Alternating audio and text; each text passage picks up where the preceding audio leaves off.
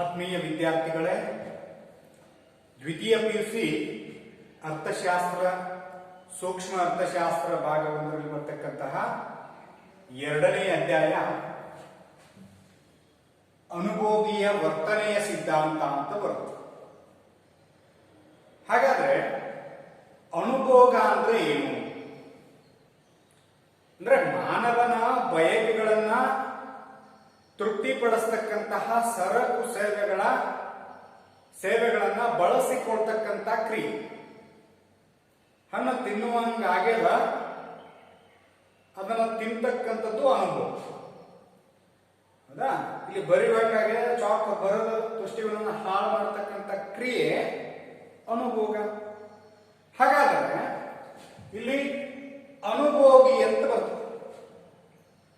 ಅನುಭೋಗಿ ಅಂದ್ರೆ ಯಾರು? ಸರಕು ಸೇವೆಗಳನ್ನ ಕೊಂಡು ಬಳಸುವವನೇ ಅನುಭೋಗಿ. ಹಾಗಾದ್ರೆ ಯಾವ ರೀತಿಯಾಗಿ ಮಾರುಕಟ್ಟೆಯೊಳಗೆ ಅನುಭೋಗಿ ವರ್ತನೆಯನ್ನ ತೋರ್ತಾನೆ ಅನ್ನುವಂಥದ್ದು ಅನುಭೋಗಿಯ ವರ್ತನೆಯ ಸಿದ್ಧಾಂತ. ಅಂದ್ರೆ ಅನುಭೋಗಿ ಮಾರುಕಟ್ಟೆಯನ್ನ ಪ್ರವೇಶ ಮಾಡಿದಂತ ಸಂದರ್ಭದೊಳಗ ಬದಿಯಲ್ಲಿ ಕಾಣ್ತಕ್ಕಂಥ ಎಲ್ಲಾ ಸರಕು ಸೇವೆಗಳನ್ನ ಖರೀದಿ ಮಾಡೋದಿಲ್ಲ. ಯಾಕಂತಂದ್ರೆ ಅವನ ಆದಾಯ ಮಿತವಾಗಿರುತ್ತೆ. ಮಿತ ಆದಾಯದಲ್ಲಿ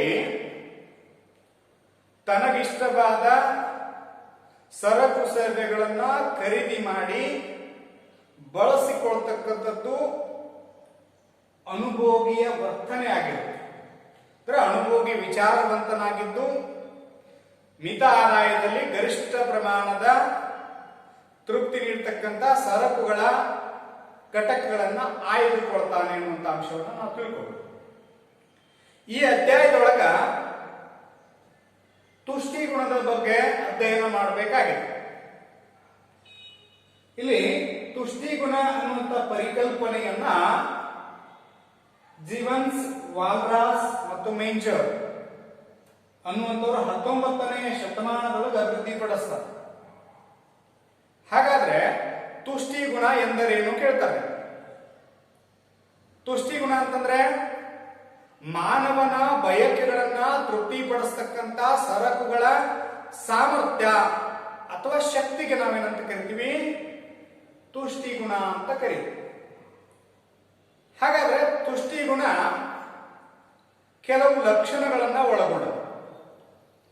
ಅದರೊಳಗೆ ಮೊದಲನೇದು, ತುಷ್ಟಿ ಗುಣವು ವ್ಯಕ್ತಿಗತ ಪರಿಭಾವನೆಯಾಗಿದೆ. ಅಂದ್ರೆ ಸರಕಿನ ಸಾಮರ್ಥ್ಯ ಆಗಿದ್ರೂ ಸಹಿತ ಅದು ವ್ಯಕ್ತಿಯ ಬಯಕೆಯ ತೀವ್ರತೆಯನ್ನು ಅವಲಂಬಿಸಿದೆ. ಉದಾಹರಣೆಗೆ ಸಿಹಿ ಪದಾರ್ಥಗಳು, ಕರಿದ ಪದಾರ್ಥಗಳು ಇಟ್ಟಂತ ಸಂದರ್ಭದೊಳಗ ಅನುಭೋಗಿಗೆ ಇಷ್ಟವಾದದ್ದು ಸಿಹಿ ಪದಾರ್ಥ ಆದ್ರೆ ಅವನ ಕರಿದ ಪದಾರ್ಥಗಳನ್ನ ಅದು ತುಷ್ಟಿಗುಣ ತುಂಬಿಕೊಂಡಂಗೆ ಅನಿಸೋದಿಲ್ಲ.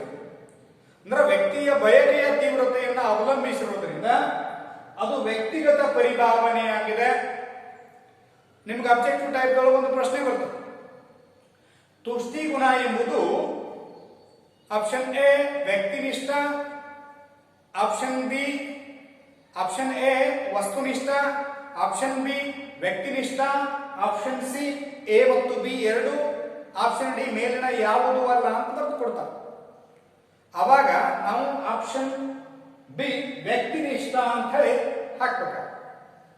ಇನ್ನ ಎರಡನೇದಾಗಿ ತುಷ್ಟಿ ಗುಣವು ತೃಪ್ತಿಗಿಂತ ಭಿನ್ನವಾಗಿದೆ. ನೀವು ಈಗಾಗಲೇ ತುಷ್ಟಿ ಗುಣ ಅಂದ್ರೆ ಏನ್ ನೋಡಿದ್ರಿ? ಮಾನವನ ಬಯಕೆಯನ್ನ ತೃಪ್ತಿಪಡಿಸ್ತಕ್ಕಂಥ ಸರಕು ಸೇವೆಗಳ ಶಕ್ತಿ ಅಥವಾ ಸಾಮರ್ಥ್ಯಕ್ಕ ತುಷ್ಟಿ ಗುಣ ಅಂತ ಕರೀತೀವಿ. ತೃಪ್ತಿ ಅಂತಂದ್ರೆ ಸರಕು ಸೇವೆಗಳ ಅನುಭೋಗದ ನಂತರ ಸಿಗುವಂಥದ್ದು ತೃಪ್ತಿ. ಈಗ ಹಣ್ಣು ನೋಡಿದಾಗ ಅದು ತಿನ್ನುವಂಗದ ಆ ಗುಣ ಅಥವಾ ಶಕ್ತಿಗೆ ನಾವೇನಂತ ಕರಿತೀವಿ? ತುಷ್ಟಿ ಗುಣ ಅಂತ ಕರಿತೀವಿ. ಆ ಸರಕನ್ನ ಅನುಭೋಗಿಸಿದ ನಂತರ ಸಿಗುವಂಥದ್ದು ತೃಪ್ತಿ. ಹಣ್ಣು ಕೆಟ್ಟಿತ್ತಪ್ಪ ಅಂದ್ರೆ ತೃಪ್ತಿ. ಅಂದ್ರೆ ಮೂರನೇ ಲಕ್ಷಣ, ತುಷ್ಟಿ ಗುಣ ಪ್ರಯೋಜನ ಎಂದು ಭಾವಿಸಬಾರದು. ಅಂದ್ರೆ ಇಲ್ಲಿ ತುಷ್ಟಿ ಗುಣ ಉಪಯುಕ್ತತೆಯನ್ನು ಹೊಂದಿದೆ ಅಥವಾ ಪ್ರಯೋಜನ ಹೊಂದಿದೆ ಎಂದು ಭಾವಿಸಬಾರದು. ಯಾಕಂತಂದ್ರೆ ಮದ್ಯ ವ್ಯಸನಿಕನಿಗೆ ಮದ್ಯ ಏನ್ ಮಾಡ್ತಪ್ಪ ಅಂದ್ರೆ ತುಷ್ಟಿಗುಣ ತುಂಬಿಕೊಂಡಂಗ ಅನಿಸ್ತದೆ. ಆ ಮದ್ಯವನ್ನ ಕುಡ್ದಂಗ ಅವಾಗೇನಂತ ಇನ್ನೂ ಅಷ್ಟು ಬೇಕು ಅನಿಸ್ತದೆ. ಆ ಸಂದರ್ಭದೊಳಗೆ ಅದು ಆತನ ಆರೋಗ್ಯದ ಮೇಲೆ ಪರಿಣಾಮವನ್ನ ಬೀರುತ್ತದೆ. ಹೀಗಾಗಿ ತುಷ್ಟಿಗುಣ ಪ್ರಯೋಜನ ಎಂದು ಭಾವಿಸಬಾರದು. ಆಮೇಲೆ ತುಷ್ಟಿಗುಣ ನೈತಿಕತೆಯ ಕುರಿತು ಏನೂ ಹೇಳುವುದಿಲ್ಲ. ತುಷ್ಟಿಗುಣ ಒಳಿತು ಕೆಡುಕುಗಳ ಬಗ್ಗೆ ಯೋಚನೆ ಮಾಡದೆ ನೈತಿಕತೆ ಕಟ್ಟುಪಾಡುಗಳಿಗೆ ಒಳಪಟ್ಟಿರುವುದಿಲ್ಲ ಅನ್ನುವಂಥ ಅಂಶವನ್ನು ನಾವು ತಿಳ್ಕೋಬಹುದು. ಇನ್ನು ತುಷ್ಟಿಗುಣವು ಕಾಲದಿಂದ ಕಾಲಕ್ಕೆ ಬದಲಾಗುತ್ತದೆ. ಸಾಮಾನ್ಯವಾಗಿ ಈ ತುಷ್ಟಿಗುಣದ ಪ್ರಕಾರಗಳಲ್ಲಿ ಒಂದು ಅಂತ ನಾವು ಕನ್ಸಿಡರ್ ಮಾಡ್ಬೋದು. ಕಾಲ ತುಷ್ಟಿಗುಣ ಅಂದ್ರೆ ಒಂದು ನಿರ್ದಿಷ್ಟ ಸಮಯದೊಳಗ, ಉದಾಹರಣೆಗೆ ಹೇಳ್ಬೇಕಂತಂದ್ರೆ ಚಳಿಗಾಲದಲ್ಲಿ ಸ್ವೆಟರ್ಗಳ ಬೇಡಿಕೆ ಇರ್ತದೆ, ಮಳೆಗಾಲದಲ್ಲಿ ಛತ್ರಿಗಳ ಬೇಡಿಕೆ ಇರ್ತದೆ. ಅಂದ್ರೆ ಅರ್ಥ ಏನು, ಆ ಸಮಯದೊಳಗೆ ಅದರ ಉಪಯುಕ್ತತೆ, ಅದರ ಮೌಲ್ಯ ಜಾಸ್ತಿ ಇರ್ತದೆ ಅನ್ನುವಂಥ ಅಂಶವನ್ನ ನಾವು ನೋಡ್ತೇವೆ. ಕಾಲದಿಂದ ಕಾಲಕ್ಕೆ ಅದೇ ಛತ್ರಿಗಳು ಚಳಿಗಾಲದಲ್ಲಿ ಉಪಯೋಗ ಇಲ್ಲ, ಅವಾಗ ಅದರ ಬೆಲೆ ಕಡಿಮೆ. ಅಂದ್ರೆ ಕಾಲದಿಂದ ಕಾಲಕ್ಕೆ ತುಷ್ಟಿಗುಣ ಅನ್ನುವಂಥದ್ದು ಬದಲಾವಣೆ ಹೊಂದತಕ್ಕಂಥ ಗುಣವನ್ನು ಹೊಂದಿರುತ್ತೆ. ಆಮೇಲೆ ತುಷ್ಟಿಗುಣವು ಸ್ಥಳದಿಂದ ಸ್ಥಳಕ್ಕೆ ಬದಲಾಗುತ್ತದೆ. ಸಾಮಾನ್ಯವಾಗಿ ತುಷ್ಟಿಗುಣ ಒಂದು ಸ್ಥಳದಿಂದ ಮತ್ತೊಂದು ಸ್ಥಳಕ್ಕೆ ಹೋದಂತೆ ಅದರ ಉಪಯುಕ್ತತೆ, ಅದರ ಮೌಲ್ಯ ಜಾಸ್ತಿ ಆಗ್ತಾ ಹೋಗ್ತದೆ. ಸಮುದ್ರದಲ್ಲಿರ್ತಕ್ಕಂಥ ಮೀನು ಮಾರುಕಟ್ಟೆಗೆ ತಂದಂತ ಸಂದರ್ಭದೊಳಗ ಅದರ ಉಪಯುಕ್ತತೆ, ಅದರ ಮೌಲ್ಯ ಜಾಸ್ತಿ ಆಗ್ತಾ ಹೋಗುತ್ತೆ. ಹೀಗಾಗಿ ತುಷ್ಟಿಗುಣ ಇದರ ಜೊತೆಗೆ ಅನೇಕ ಲಕ್ಷಣಗಳನ್ನು ಒಳಗೊಂಡಿದೆ ಅನ್ನುವಂಥ ಅಂಶವನ್ನು ನಾವು ತಿಳ್ಕೋಬಹುದು. ಇದಾದ ಮೇಲೆ ನಿಮಗ 2 ಮಾರ್ಕ್ಸ್ ಕೇಳ್ತಾರೆ. ಅನುಭೋಗಿಯ ವರ್ತನೆಯನ್ನ ವಿವರಿಸುವ ವಿಧಾನಗಳು, 2 ವಿಧಾನಗಳನ್ನ ಹೆಸರಿಸಿ ಅಂತ ಕೇಳ್ತಾರೆ. ಅನುಭೋಗಿಯ ವರ್ತನೆಯನ್ನ ವಿವರಿಸುವ 2 ವಿಧಾನಗಳನ್ನ ಹೆಸರಿಸಿ ಅಂತ ಕೇಳಿದಾಗ, ಮೊದಲನೇದು ಸಂಖ್ಯಾಸೂಚಕ ತುಷ್ಟಿಗುಣದ ವಿಶ್ಲೇಷಣೆ 1, ಎರಡನೇದು ಸ್ಥಾನದರ್ಶಕ ಅಥವಾ ಸ್ಥಾನ ಸೂಚಕ ತುಷ್ಟಿಗುಣದ ವಿಶ್ಲೇಷಣೆ ಅಂತ 2 ವಿಧಾನಗಳನ್ನು ಬರೆದ್ರೆ ನಮಗೆ 2 ಅಂಕ ಸಿಗ್ತದೆ. ಹಾಗಾದ್ರೆ ಇಲ್ಲಿ ಸಂಖ್ಯಾಸೂಚಕ ತುಷ್ಟಿಗುಣದ ವಿಶ್ಲೇಷಣೆ ಅಂದ್ರೆ ಏನು ಅಂದ್ರೆ, ಸಂಖ್ಯಾಸೂಚಕ ತುಷ್ಟಿಗುಣದ ವಿಶ್ಲೇಷಣೆಯನ್ನ ಪ್ರತಿಪಾದಿಸಿದರು ಯಾರಪ್ಪ ಅಂದ್ರೆ ಅಲ್ಫ್ರೆಡ್ ಮಾರ್ಷಲ್ ಅವರು ಹೇಳಿದ್ದಾರೆ. ಇದು ಯಾವ ಬೇಸ್ ಮೇಲೆ ಹೇಳಿದ್ದಾರೆ ಅಂತಂದ್ರೆ, ಹಣದ ಆಧಾರದ ಮೇಲೆ, ವಸ್ತುವಿನ ಬೆಲೆಗಳ ಆಧಾರದ ಮೇಲೆ, ಅಂದ್ರೆ ಅಂಕಗಣಿತದ ಅಂಕಿ ಸಂಖ್ಯೆಗಳಾದ 1, 2, 3, 4, 5 ಇತ್ಯಾದಿ ಸಂಖ್ಯೆಗಳ ಆಧಾರದ ಮೇಲೆ ತುಷ್ಟಿಗುಣವನ್ನ ಅಳೆಯಲ್ಪಟ್ಟರೆ ಅದನ್ನ ಸಂಖ್ಯಾಸೂಚಕ ತುಷ್ಟಿಗುಣದ ವಿಶ್ಲೇಷಣೆ ಅಂತ ಕರೀತಾರೆ. ಅಂದ್ರೆ ಮಾರುಕಟ್ಟೆಯಲ್ಲಿ ಒಂದು ವಸ್ತುವಿಗೆ 10 ರೂಪಾಯಿ ಬೆಲೆ ಕೊಡ್ತೀವಿ ಅಂತಂದ್ರೆ ಅದರಿಂದ ನಮ್ಗೆ 10ರಷ್ಟು ತುಷ್ಟಿಗುಣ ಸಿಗ್ತದ. ಇದು ಮಾನಸಿಕ ಅಂಶ, ಅದನ್ನ ಅಳಿಲಿಕ್ಕೆ ಬರೋದಿಲ್ಲ. ಆದ್ರೂ ಸಹಿತ ಬೆಲೆಗಳ ಆಧಾರದ ಮೇಲೆ, ನಾವು ಎಷ್ಟು ಬೆಲೆ ಕೊಡ್ತೀವಿ ಅನ್ನೋದರ ಆಧಾರದ ಮೇಲೆ ತುಷ್ಟಿಗುಣವನ್ನು ಅಳಿತೀವಿ. ಹೀಗಾಗಿ ನಿಮಗೆ ಸಂಖ್ಯಾಸೂಚಕ ತುಷ್ಟಿಗುಣದ ವಿಶ್ಲೇಷಣೆ ಎಂದರೇನು ಕೇಳಿದ್ರೆ, ಅಂಕಗಣಿತದ ಅಂಕಿ ಸಂಖ್ಯೆಗಳಾದ, ಅಂದ್ರೆ ಕೂಡಿಸಲು, ಕಳೆಯಲು, ಗುಣಿಸಲು, ಭಾಗಿಸಲು ಬರುವ ಅಂಕಿ ಸಂಖ್ಯೆಗಳಾದ 1, 2, 3, 4, 5, 6 ಇತ್ಯಾದಿ ಸಂಖ್ಯೆಗಳ ಆಧಾರದ ಮೇಲೆ ತುಷ್ಟಿಗುಣವನ್ನ ಅಳೆಯಲ್ಪಟ್ಟರೆ ಅದನ್ನ ಸಂಖ್ಯಾಸೂಚಕ ತುಷ್ಟಿಗುಣದ ವಿಶ್ಲೇಷಣೆ ಎಂದು ಕರೆಯುವರು. ಉದಾಹರಣೆ ಹೇಳ್ಬೇಕಂದ್ರೆ, ಒಂದು ಹಣ್ಣಿಗೆ 10 ರೂಪಾಯಿ ಕೊಡಲು ತಯಾರಿದ್ದೇವೆ ಅಂದರೆ 10ರಷ್ಟು ತುಷ್ಟಿಗುಣ ನಮಗೆ ದೊರೆಯುತ್ತದೆ ಎಂದರ್ಥ. ಇನ್ನ ಎರಡನೇದಾಗಿ ಸ್ಥಾನದರ್ಶಕ ತುಷ್ಟಿಗುಣದ ವಿಶ್ಲೇಷಣೆ. ಸ್ಥಾನದರ್ಶಕ ಅಥವಾ ಸ್ಥಾನ ಸೂಚಕ ಅಂತ ಕರೀತಾರೆ. ಇಲ್ಲಿ ಈ ಸ್ಥಾನದರ್ಶಕ ತುಷ್ಟಿಗುಣದ ವಿಶ್ಲೇಷಣೆಯನ್ನ ಪ್ರತಿಪಾದಿಸಿದವರು ಯಾರಪ್ಪ ಅಂತಂದ್ರೆ ಜೆ.ಆರ್. ಹಿಗ್ಸ್ ಮತ್ತು ಆರ್.ಜೆ.ಡಿ. ಅಲೆನ್ ಮತ್ತು ಇತರರು ಏನ್ ಮಾಡ್ತಾರಪ್ಪ ಅಂತಂದ್ರೆ ಸ್ಥಾನದರ್ಶಕ ತುಷ್ಟಿಗುಣದ ವಿಶ್ಲೇಷಣೆಯನ್ನ ಪ್ರತಿಪಾದಿಸ್ತಾರೆ.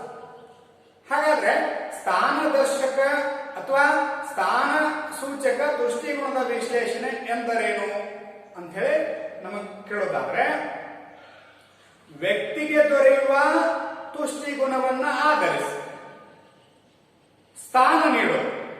ಒಂದನೆಯ, ಎರಡನೆಯ. ನೋಡಿ, ವ್ಯಕ್ತಿಗೆ ದೊರೆಯುವ ತುಷ್ಟಿಗುಣವನ್ನಾಧರಿಸಿ ಒಂದನೆಯ, ಎರಡನೆಯ, ಮೂರನೆಯ, ನಾಲ್ಕನೆಯ ಇತ್ಯಾದಿ ಶ್ರೇಣಿಗಳಲ್ಲಿ ಶ್ರೇಣೀಕರಿಸಲು ಬರುವಂತಿದ್ದರೆ ಅದನ್ನ ನಾವೇನಂತ ಕರಿತೀವಿ? ಸ್ಥಾನದರ್ಶಕ ಅಥವಾ ಸ್ಥಾನ ಸೂಚಕ ತುಷ್ಟಿಗುಣದ ವಿಶ್ಲೇಷಣೆ ಅಂತ ಹೇಳಿ ಕರೀತೀವಿ. ಅಂದ್ರೆ ಈಗ ಒಂದು 3-4 ಜನ ರನ್ನಿಂಗ್ ಬಿಟ್ಟಿವಪ್ಪ ಅಂತಂದ್ರೆ ಅದರೊಳಗೆ ಒಬ್ಬ ಯಾರೋ ಫಸ್ಟ್ ಬರ್ತಾರೆ, ಸೆಕೆಂಡ್ ಬರ್ತಾರೆ, 3 ನಂಬರ್ ಬರ್ತಾರೆ ಇತ್ಯಾದಿ. ಮಂಡಿಗಾಲ್ 4 ನಂಬರ್ ಬರ್ತಾರೆ. ಹಿಂಗ ಸ್ಥಾನಗಳನ್ನ ಕೊಡ್ತಿಲ್ಲ. ಒಂದನೆಯ, ಎರಡನೆಯ, ಮೂರನೆಯ, ನಾಲ್ಕನೆಯ ಇತ್ಯಾದಿ. ಸಾಮಾನ್ಯವಾಗಿ ನಾವು ಒಂದು ಭೋಜನ ಕೂಟದೊಳಗೆ ಭಾಗವಹಿಸಿವಿ ಅಂತಂದ್ರೆ ಊಟ ಮಾಡುವಂತ ಸಾಕಷ್ಟು ದಿನಸುಗಳನ್ನು ನೀಡಿರುತ್ತೆ. ಅದರೊಳಗೆ ಏನ್ ಮಾಡ್ತೀವಿ ನಾವು? ಯಾವುದಕ್ಕೆ ಮೊದಲು ಪ್ರಿಫರೆನ್ಸ್ ಕೊಡ್ತೀವಿ? ಒಂದನೇದದು. ಎರಡನೇದಕ್ಕೆ ಮತ್ತೊಂದು ಯಾವುದು ಅಂದ್ರೆ ವ್ಯಕ್ತಿಗೆ ದೊರೆಯುವ ತುಷ್ಟಿಗುಣವನ್ನು ಆಧರಿಸಿ ಸೇವಿಸುವ ಪ್ರಮಾಣಕ್ಕೆ ಆದ್ಯತೆಯನ್ನು ಕೊಡ್ತೀವಿ ಊಟ ಮಾಡುವ. ಅಂದ್ರೆ ವ್ಯಕ್ತಿಗೆ ದೊರೆಯುವ ತುಷ್ಟಿಗುಣವನ್ನು ಆಧರಿಸಿ ಶ್ರೇಣಿಗಳನ್ನು ನೀಡತಕ್ಕಂಥದ್ದೇನಿಲ್ಲ, ಇದು ಸ್ಥಾನದರ್ಶಕ ತುಷ್ಟಿಗುಣದ ವಿಶ್ಲೇಷಣೆ ಅಂತ ಹೇಳಿ ನಾವು ಕರೀತೀವಿ. ಇನ್ನ ಮತ್ತೊಂದು ಅಂಶವನ್ನು ನಾವು ನೋಡೋದಾದ್ರೆ ತುಷ್ಟಿಗುಣದ ಪರಿಭಾವನೆಗಳು. ಅದರೊಳಗ ಒಟ್ಟು ತುಷ್ಟಿಗುಣ, ಟೋಟಲ್ ಯುಟಿಲಿಟಿ, ಸೆಕೆಂಡ್ ಒನ್ ಸೀಮಾಂತ ತುಷ್ಟಿಗುಣ. ಇವೆರಡು ಅರ್ಥ ಆದ್ರೆ ಮುಂದಿನ ಕಾನ್ಸೆಪ್ಟ್ಗಳು ನಮ್ಗೆ ಅರ್ಥ ಆಗುತ್ತೆ. ಹಿಂಗಾಗಿ ಒಟ್ಟು ತುಷ್ಟಿಗುಣ ಅಂತಂದ್ರೆ ಅನುಭೋಗಿಯು ಒಂದು ನಿರ್ದಿಷ್ಟ ಅವಧಿಯಲ್ಲಿ ನಿರ್ದಿಷ್ಟ ಪ್ರಮಾಣದ ಸರಕು ಮತ್ತು ಸೇವೆಗಳ ಅನುಭೋಗದಿಂದ ಪಡೆಯುವ ತುಷ್ಟಿಗುಣವನ್ನ ಒಟ್ಟು ತುಷ್ಟಿಗುಣ ಅಂತ ಕರೀತಾರೆ. ಅಂದ್ರೆ ಒಂದು ನಿರ್ದಿಷ್ಟ ಅವಧಿಯೊಳಗ ನಿರ್ದಿಷ್ಟ ವಸ್ತುವಿನ ಘಟಕಗಳ ಅನುಭೋಗದಿಂದ ಪಡಿತಕ್ಕಂತಹ ತುಷ್ಟಿಗುಣ ಒಟ್ಟು ತುಷ್ಟಿಗುಣ ಅಂತ ಕರೀತಾರೆ. ಹಿಂಗಾಗಿ ಟೋಟಲ್ ಯುಟಿಲಿಟಿ ಒಟ್ಟು ತುಷ್ಟಿಗುಣ, total utility equal to the marginal utility of 1 plus marginal utility of 2 plus marginal utility of 3 dash dash dash marginal utility of n. ಅಂದ್ರೆ ಇಲ್ಲಿ ಒಟ್ಟು ತುಷ್ಟಿಗುಣ ಅನ್ನುವಂಥದ್ದು ಒಂದನೇ ಘಟಕದಿಂದ ಸಿಕ್ಕಿರುವಂತಹ ಸೀಮಾಂತ ತುಷ್ಟಿಗುಣ, ಎರಡನೇ ಘಟಕದಿಂದ ಸಿಕ್ಕಿರುವಂತಹ ಸೀಮಾಂತ ತುಷ್ಟಿಗುಣ, ಮೂರನೇ ಘಟಕದಿಂದ ಸಿಕ್ಕಿರುವಂತಹ ಸೀಮಾಂತ ತುಷ್ಟಿಗುಣ, ಇವು ಹಣ್ಣಿನ ಘಟಕಗಳಿಂದ ಸಿಕ್ಕಿರ್ತಕ್ಕಂಥ ತುಷ್ಟಿಗುಣವನ್ನ ಒಟ್ಟು ಕೂಡಿಸ್ಕೊಂಡಾಗ ನಮ್ಗೆ ಏನ್ ಸಿಕ್ಕಪ್ಪ ಅಂತಂದ್ರೆ ಒಟ್ಟು ತುಷ್ಟಿಗುಣ ಸಿಕ್ತದೆ. ಹಿಂಗಾಗಿ ಸೀಮಾಂತ ತುಷ್ಟಿಗುಣ ಒಟ್ಟು ತುಷ್ಟಿಗುಣವನ್ನ ಹೆಂಗ್ ಕಂಡುಹಿಡಿತೀವಿ? TU ಟೋಟಲ್ ಯುಟಿಲಿಟಿ ಒಟ್ಟು ತುಷ್ಟಿಗುಣ equal to the sigma MU. MU means marginal utility. Sigma ಅಂತಂದ್ರೆ ಒಟ್ಟು ಸೀಮಾಂತ ತುಷ್ಟಿಗುಣದ ಒಟ್ಟು ಮೊತ್ತವೇ ಒಟ್ಟು ತುಷ್ಟಿಗುಣ ಆಗಿರ್ತದ ಅನ್ನುವಂತ ಅಂಶವನ್ನ ತಿಳ್ಕೊಳ್ಳಿ. ಹೀಗಾಗಿ ಒಟ್ಟು ತುಷ್ಟಿಗುಣ ಅನುಭೋಗಿ ಒಂದು ನಿರ್ದಿಷ್ಟ ಅವಧಿಯಲ್ಲಿ ನಿರ್ದಿಷ್ಟ ಪ್ರಮಾಣದ ಸರಕು ಸೇವೆಗಳ ಅನುಭೋಗದಿಂದ ಪಡೆಯುವ ತುಷ್ಟಿಗುಣವೇ ಒಟ್ಟು ತುಷ್ಟಿಗುಣ ಅಂತ ತಿಳ್ಕೊಂಡು. ಇನ್ನು ಎರಡನೇದಾಗಿ ಸೀಮಾಂತ ತುಷ್ಟಿಗುಣ ಅಂತ ಬರುತ್ತೆ. ಸೀಮಾಂತ ತುಷ್ಟಿಗುಣ ಅಂತಂದ್ರೆ ಅನುಭೋಗಿಯು ಅನುಭೋಗಿಸಿದ ಹೆಚ್ಚುವರಿ ಘಟಕದಿಂದ, ಅಂದ್ರೆ ಒಂದು ವಸ್ತುವಿನ ಹೆಚ್ಚುವರಿ ಘಟಕವನ್ನು ಅನುಭೋಗಿಸಿದಾಗ ಒಟ್ಟು ತುಷ್ಟಿಗುಣದಲ್ಲಾಗ್ತಕ್ಕಂಥ ಸೇರ್ಪಡೆ, ಅಂದ್ರೆ ಒಂದು ವಸ್ತುವಿನ ಹೆಚ್ಚುವರಿ ಘಟಕವನ್ನ ಅನುಭೋಗಿಸಿದಾಗ ಲಭ್ಯವಾಗುವ ತುಷ್ಟಿಗುಣವೇ ಸೀಮಾಂತ ತುಷ್ಟಿಗುಣ. ಅದು ಎದರಾಗ ಸೇರ್ಪಡೆ ಆಗ್ತದೆ? ಒಟ್ಟು ತುಷ್ಟಿಗುಣದೊಳಗೆ ಸೇರ್ಪಡೆ ಆಗ್ತಕ್ಕಂಥದ್ದನ್ನ ಸೀಮಾಂತ ತುಷ್ಟಿಗುಣ ಅಂತ ಕರೀತಾರೆ. ಹಿಂಗಾಗಿ ಮಾರ್ಜಿನಲ್ ಯುಟಿಲಿಟಿ ಸೀಮಾಂತ ತುಷ್ಟಿಗುಣ, ಮಾರ್ಜಿನಲ್ ಯುಟಿಲಿಟಿ ಆಫ್ n ಘಟಕದ ಸೀಮಾಂತ ತುಷ್ಟಿಗುಣ ನಾವು ಕಂಡುಕೊಳ್ಬೇಕಾದ್ರೆ total utility of n minus total utility of n minus 1. ಅಂದ್ರೆ ಇದು ಈಗಿದ್ದ ಒಟ್ಟು ತುಷ್ಟಿಗುಣ, ಇದು ಮೊದಲಿದ್ದ ಒಟ್ಟು ತುಷ್ಟಿಗುಣ. ಈಗಿದ್ದ ಒಟ್ಟು ತುಷ್ಟಿಗುಣದಲ್ಲಿ ಮೊದಲಿದ್ದ ಒಟ್ಟು ತುಷ್ಟಿಗುಣವನ್ನ ಕಳೆದಾಗ ಲಭ್ಯವಾಗುವಂತಹ ತುಷ್ಟಿಗುಣ ಸೀಮಾಂತ ತುಷ್ಟಿಗುಣ ಅಂತ ಕರೀತಾರೆ. ಇದನ್ನು ಇನ್ನೊಂದು ರೀತಿಯೂ ಕಂಡುಕೋಬಹುದು. marginal utility equal to the change in total utility divided by change in Q. ಉತ್ಪನ್ನದ ಒಟ್ಟು ತುಷ್ಟಿಗುಣದಲ್ಲಾದ ಬದಲಾವಣೆ ಮತ್ತು ಉತ್ಪನ್ನದ ಘಟಕದಲ್ಲಾದ ಬದಲಾವಣೆ ಇವುಗಳ ನಡುವೆ ಭಾಗಿಸಿದಾಗ ಬರ್ತಕ್ಕಂಥದ್ದು ಸೀಮಾಂತ ತುಷ್ಟಿಗುಣ ಅಂತ ಕರೀತೀವಿ. ಒಂದು ಉದಾಹರಣೆ ನೋಡೋದಾದ್ರೆ ಘಟಕಗಳು ಅಂತ ನಾವು ಕರೀತೀವಿ, ಯೂನಿಟ್ಸ್. ಆಮೇಲೆ TU ಅಂತಂದ್ರೆ ಟೋಟಲ್ ಯುಟಿಲಿಟಿ ಒಟ್ಟು ತುಷ್ಟಿಗುಣ, MU ಅಂತಂದ್ರೆ ಸೀಮಾಂತ ತುಷ್ಟಿಗುಣ ಅಂತ ನಾವು ಕರೀತೀವಿ. ಇಲ್ಲಿ ವಸ್ತುವಿನ ಘಟಕಗಳು 1 2 3 4 5 6 ಇದಾವೆ ಅಂತ ಅನ್ಕೊಳ್ಳೋಣ. ಹೀಗಾಗಿ ಒಂದನೇ ಹಣ್ಣನ್ನು ಅನುಭೋಗಿಸಿದಾಗ ಆತ ಹೆಚ್ಚು ಬೆಲೆ ಕೊಟ್ಟಿರ್ತಾನೆ, ಆತನಿಗೆ ಆ ಹಣ್ಣನ್ನು ಅನುಭವಿಸಬೇಕೆಂಬ ಬಯಕೆ ಇರ್ತದ, ಅವಾಗ ಸಿಗ್ತಕ್ಕಂಥ ತುಷ್ಟಿಗುಣ 12ರಷ್ಟಿದೆ ಅಂತ ಭಾವಿಸೋಣ. ಹೀಗಾಗಿ ಒಟ್ಟು ತುಷ್ಟಿಗುಣ ಎಷ್ಟಾಗಿರ್ತದ, ಒಂದ ಅನುಭವಿಸಿದ್ರೆ ಅದೇ ಒಟ್ಟು, ಅದೇ ಸೀಮಾಂತ, ಹೀಗಾಗಿ 12ರಷ್ಟು ಇರ್ತದೆ. ಇನ್ನ ಎರಡನೇ ಹಣ್ಣನ್ನು ಅನುಭವಿಸಿದಾಗ ಆತನ ಒಲವು ಏನಾಗಿರ್ತದೆ, ಅದರ ಮೇಲೆ ಕಡಿಮೆ, ಅದರಿಂದ ಸಿಗ್ತಕ್ಕಂಥ ತುಷ್ಟಿಗುಣ ಕಡಿಮೆ ಆಗ್ತದ. ಸರಿ, 12 ಯಾಕ 6 ಯಾಕ ಅಂತ ಕೇಳಬೇಕು. ಒಬ್ಬ ವ್ಯಕ್ತಿ ಮೇಲೆ ಅವಲಂಬನೆ ಇರ್ತದೆ, ವ್ಯಕ್ತಿಗೆ ಎಷ್ಟು ಸಿಗ್ತದ ಅನ್ನೋದರ ಆಧಾರದ ಮೇಲೆ ಅದರಲ್ಲಿ ಹೆಚ್ಚು ಕಡಿಮೆ ಆಗ್ತದೆ. ನೀವು ಹೆಚ್ಚು ಇಡ್ಬೋದು, 15 ಇರ್ಬೋದು, ಅದರೊಳಗೆ ಕಡಿಮೆ ಹಾಕೋದು, ಯಾಕಂದ್ರೆ ಎಲ್ಲರೂ ತಿಂದ ಮೇಲೆ ಹೊಡ್ತಂತದ ಅನ್ನೋದೊಂದು ಗ್ಯಾರಂಟಿ. ಹೀಗಾಗಿ ಹೆಚ್ಚು ಮೊದಲನೇದಕ್ಕೆ ಹೆಚ್ಚು, ಎರಡನೇದು ಕಡಿಮೆ ಹಾಕೋತ ಶೂನ್ಯ ಹಂತವನ್ನು ತಲುಪಿ ಋಣಾತ್ಮಕ ಹಂತ ತಲುಪುತ್ತದೆ ಅನ್ನುವಂಥ ಅಂಶವನ್ನು ಮಾತ್ರ ತಿಳ್ಕೋಬೇಕಾಗಿದೆ. ಹೀಗಾಗಿ ಮೂರನೇದಕ್ಕ 4, ನಾಲ್ಕನೇದಕ್ಕ 2, ಐದನೇದಕ್ಕ 0, ಆರನೇದಕ್ಕ -2. ಅಂದ್ರೆ ಸೀಮಾಂತ ತುಷ್ಟಿಗುಣದ ಒಟ್ಟು ಮೊತ್ತವೇ ಒಟ್ಟು ತುಷ್ಟಿಗುಣ ಆಗಿರೋದ್ರಿಂದ 12 ಬಂತು. ಅಂದ್ರೆ 12 + 6 18, 18 + 4 22, 22 + 2 24, 24 + 0 24, 24 - 2 22. ಅಂದ್ರೆ ಅರ್ಥ ಏನು, ಇವುಗಳ ನಡುವಿನ ವ್ಯತ್ಯಾಸವನ್ನು ನಿಮಗೆ ಕೇಳ್ತಾರೆ ಫಾರ್ಮುಲಾಸ್. ಈಗ ಒಟ್ಟು ತುಷ್ಟಿಗುಣ ಅಂದ್ರೆ ಏನು ಬರೆಯೋದು, ಸೀಮಾಂತ ತುಷ್ಟಿಗುಣ ಅಂದ್ರೆ ಏನು ಬರೆಯೋದು, ಒಟ್ಟು ತುಷ್ಟಿಗುಣದ ಸೂತ್ರ ಹಾಕೋದು, ಸೀಮಾಂತ ತುಷ್ಟಿಗುಣದ ಸೂತ್ರಗಳನ್ನು ಹಾಕೋದು. ಇಲ್ಲಿ ಒಟ್ಟು ತುಷ್ಟಿಗುಣ ಏನಾಗ್ತದೆ, ಇಳಿಕೆಯ ದರದಲ್ಲಿ ಹೆಚ್ಚುತ್ತಾ ಸಾಗುತ್ತವೆ ಅಂತ ಬರೆಯುವುದು. ಸೀಮಾಂತ ತುಷ್ಟಿಗುಣ ಪ್ರಾರಂಭದಲ್ಲಿ ಹೆಚ್ಚಿದ್ದು ನಂತರ ಇಳಿಮುಖವಾಗುತ್ತಾ ಸಾಗುತ್ತದೆ ಅಂತ ಬರೆಯುವುದು. ಆಮೇಲೆ ಅದರ ಸೂತ್ರಗಳ ನೋಡಿ, ಇದೊಂದು ಇದರ ಮೀನಿಂಗ್ 1 ಪಾಯಿಂಟ್ ಇತ್ತು, ಸೂತ್ರಗಳು 2 ಪಾಯಿಂಟ್ ಆಯ್ತು. ಆಮೇಲೆ ಈ ರೀತಿ ಇದನ್ನ ಟೇಬಲ್ ಹಾಕ್ಬೇಕಂತಿಲ್ಲ, ನಮ್ಗೆ ಏನ್ ಬೇಕಾಗಿದೆ, ಒಟ್ಟು ತುಷ್ಟಿಗುಣವು ಇಳಿಕೆಯ ದರದಲ್ಲಿ ಹೆಚ್ಚುತ್ತಾ ಸಾಗಿದೆ. ಆಮೇಲೆ ಸೀಮಾಂತ ತುಷ್ಟಿಗುಣ ಪ್ರಾರಂಭದಲ್ಲಿ ಅಧಿಕವಿದ್ದು ನಂತರದ ಹಂತದೊಳಗೆ ಇಳಿಮುಖವಾಗುತ್ತಾ ಋಣಾತ್ಮಕ ಹಂತವನ್ನ ತಲುಪಿದೆ ಅನ್ನುವಂತ ಅಂಶವನ್ನ ನಾವು ತಿಳ್ಕೊಬೇಕು. ಅದರ ಜೊತೆಗೆ ನಮಗೆ ಮತ್ತೊಂದು ಏನಂತಂದ್ರೆ, ಈ ಉದಾಹರಣೆಗೆ ಯಾವುದೋ ಒಂದು ನಾವು 5 ಘಟಕಗಳನ್ನು ಅನುಭವಿಸಿದ್ವಿ ಅಂತ, ಅಥವಾ 4 ಅನುಭವಿಸಿದ್ವಿ ಅಂತ ತಿಳ್ಕೊಳ್ಳೋದು. 4ನೇ ಹಣ್ಣಿನ ಮಾತ್ರ ಇದೇ ಒಟ್ಟು ಅಂತಂದಾಗ, ಅಥವಾ 3 ಸೇವಿಸಿದ್ವಿ ಅಥವಾ 4 ಸೇವಿಸಿದ್ವಿ ಅಂತಂದ್ರೆ 3ನೇ ಹಣ್ಣಿನ ಅನುಭವದಿಂದ ಸಿಕ್ಕಿರುವಂತಹ ತುಷ್ಟಿಗುಣ ಒಟ್ಟು ತುಷ್ಟಿ. 3ನೇ ಜೊತೆಗೆ 4ನೇ ಘಟಕ, 3ನೇದರ ಜೊತೆಗೆ 4ನೇ ಹಣ್ಣಿನಿಂದ ಲಭ್ಯವಾಗುವ ತುಷ್ಟಿಗುಣ ಅನ್ನುವಂಥದ್ದು ಸೀಮಾಂತ ತುಷ್ಟಿಗುಣ. ಹೆಚ್ಚುವರಿ 3 ಇದ್ದು ಅದು ಒಟ್ಟು ತುಷ್ಟಿಗುಣ 22. 4ನೇ 3ನೇದರ ಜೊತೆಗೆ 4ನೇ ಹಣ್ಣನ್ನು ಅನುಭವಿಸೋದ್ರಿಂದ ಅವಾಗ ಲಭ್ಯವಾಗುವಂತಹ ತುಷ್ಟಿಗುಣ ಸೀಮಾಂತ ತುಷ್ಟಿಗುಣ ಅಂತ ಕರೀತೀವಿ. ಹೀಗಾಗಿ ಒಟ್ಟು ತುಷ್ಟಿಗುಣ ಅನ್ನುವಂಥದ್ದು ಏನಾಗ್ತಪ್ಪ ಅಂತಂದ್ರೆ, ಇಳಿಕೆಯ ದರದಲ್ಲಿ ಹೆಚ್ಚುತ್ತಾ ಸಾಕು. ಇದು ಟೋಟಲ್ ಯುಟಿಲಿಟಿ ಅಂತ ಕರೀತೀವಿ. ವ್ಯತ್ಯಾಸ ಬರೆಯುವಾಗ ಇದು ಹಣ್ಣಿನ ಘಟಕಗಳು ಅಂತ ಬರೀತೀರಿ, ಈ ಕಡೆ ತುಷ್ಟಿಗುಣ ಅಂತ ಕರಿತೀವಿ. y ಅಕ್ಷ ದನ್ನ OX ಅಕ್ಷ ಒಂದ್ ಕಡೆ, ಬೇರೆ ಬೇರೆ ವ್ಯತ್ಯಾಸಗಳನ್ನು ಬರೀವಿ. ಅದನ್ನ ನೋಟ್ಸ್ ನಿಮ್ಗೆ ಈಗಾಗಲೇ ಕೊಟ್ಟಿದ್ವಿ. ಇನ್ನ ಸೀಮಾಂತ ತುಷ್ಟಿಗುಣ ಅನ್ನುವಂಥದ್ದು ಮಾರ್ಜಿನಲ್ ಯುಟಿಲಿಟಿ, ಸೇಮ್ ಹಣ್ಣಿನ ಘಟಕಗಳು